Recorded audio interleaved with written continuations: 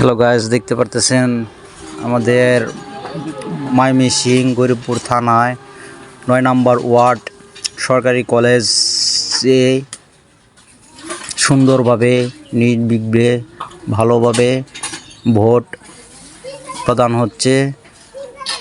সকাল থেকেই ভোটারের উপস্থিতি খুবই ভালো।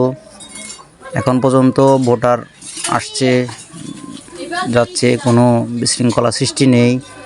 আশা করি এই পর্যন্ত আর কোনো কিছু হবে না। আমরা আশা করি আমরা ইনশাল্লাহ পরবর্তীতে কোনো হলে আপনারা নেক্সট টাইম ভিডিও দেখতে পারবেন। আর আমাদের এই জায়গায় প্রিসাইডিং অফিসার জানিয়েছে যে আমাদের এই জায়গায় এখন বর্তমান 60% ভোট কাস্টডি হয়েছে। ধন্যবাদ।